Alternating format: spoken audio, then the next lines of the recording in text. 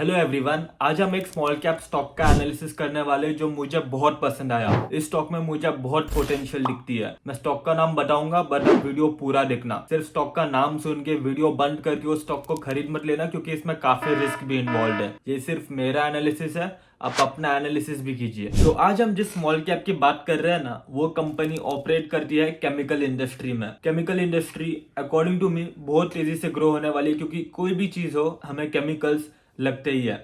Chemical companies का revenue पिछले 5 सालों में ऑन एन एवरेज 15% CAGR से इंक्रीज हुआ है। स्टॉक का नाम है गैलेक्सी सर्फेक्टेंट्स। ये company surfactants and speciality chemicals बनाती है जो यूज होते हैं home and personal care products के लिए।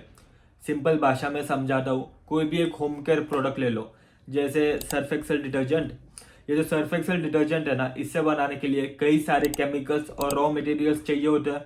ये केमिकल्स एंड रॉ मटेरियल्स जो home and personal care products के लिए यूज होते हैं, ये बनाती है गैलेक्सी सर्फेक्टेंट्स। ये कंपनी बहुत बड़े बड़े कंपनीज को रॉ मटेरियल्स प्रोवाइड करती है, जैसे Hindustan Unilever, L'Oreal, ITC, Colgate और भी बहुत सारे। हियर आर दी सेगमेंट्स जिनके लिए वो रॉ मटेरियल्स प्रोवाइड करते हैं: hair care, oral care, home care, skin care, cosmetics and toiletries. Also ये कंपनी भी ना खुद को फ्यूचर रेडी कर रहा है। अभी क्या है ना, ऐसे केमिकल्स होते हैं जो एनवायरमेंट फ्रेंडली नहीं होते। वो केमिकल्स एनवायरमेंट में जाके ऐसे रिएक्शन देते हैं जो हार्मफुल होते हैं प्लांट्स के लिए, एनिमल्स के लिए, हमारे लिए, सबके लिए। तो दुनिया है ना अभी इको फ्रेंडली प्रोडक्ट्स की तरफ जा रहा है। तो ये कंपनी भी है ना ऐसे इनोवेशंस कर रही है जिससे वो रॉ मटेरियल्स और केमिकल्स इको फ्रेंडली बना सके, जिससे एनवायरमेंट डैमेज ना हो। ज्यादा डिटेल में जाने की जरूरत नहीं है, लेकिन ऐसे नॉन टॉक्सिक और बायोडिग्रेडेबल केमिकल्स बना रही है जिनका आगे बहुत स्कोप है। क्या है ना, आगे जाके गवर्नमेंट्स और कंपनीज भी है ना ऐसा मैंडेटरी कर देंगे कि इको फ्रेंडली प्रोडक्ट्स ही चाहिए। इसलिए ये इको फ्रेंडली केमिकल्स का है ना आगे जाके बहुत स्कोप है। Now let me give you the reasons why this company will keep on growing. First है प्रीमियमाइजेशन।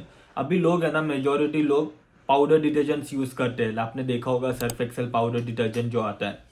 लेकिन आप एक चेंज देख रहे होंगे, लोग है ना आजकल वो भी यूज कर रहे हैं लिक्विड डिटर्जेंट्स जो over the top washing machine में यूज होता है, वो सब। मेरे घर में तो ये चेंज हुआ है। आप बताइए, आप आजू बाजू ये ट्रेंड ऑब्जर्व कर रहे हो या नहीं? एंड लिक्विड डिटर्जेंट्स जो है वो महंगे आते हैं पाउडर डिटर्जेंट से।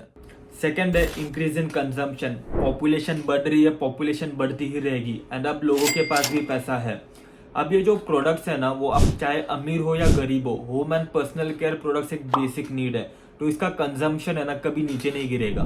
Third, petro oil based chemical से अब चेंज हो रहा है नेचुरल केमिकल से, जो इको फ्रेंडली होगा, एनवायरमेंट फ्रेंडली होगा।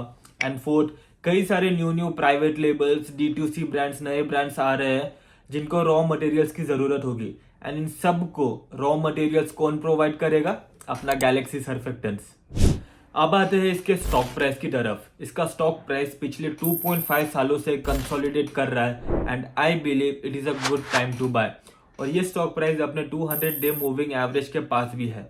इसका return on equity ROE and return on capital employed ROCE दोनों 20% के अबाव है। मतलब अगर कंपनी 100 रुपए लगा रही है बिजनेस में, तो वो 120 रुपए का धंधा तो कर ही रही है। And over the 5 years company ने अपना profit on an average 15% CAGR से ग्रो किया है। कंपनी अपने all time high revenue, all time high profit पे है।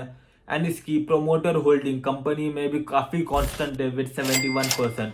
ना सिर्फ promoter holding, even mutual funds and FIIs की भी होल्डिंग काफी कांस्टेंट रही है इस स्टॉक में। अभी बहुत अच्छी बातें हो गई, थोड़े रिस्क भी बता देता हूँ। इसका जो OPM मार्जिन है, ऑपरेटिंग प्रॉफिट मार्जिन, वो डिक्रीज हुआ है 17% से 13% तक। और इसके जो रॉ मटेरियल्स है, जैसे फैटी एसिड्स, फैटी अल्कोहल्स, अगर ये महंगे हुए तो इसका प्रॉफिट मार्जिन और गिरेगा।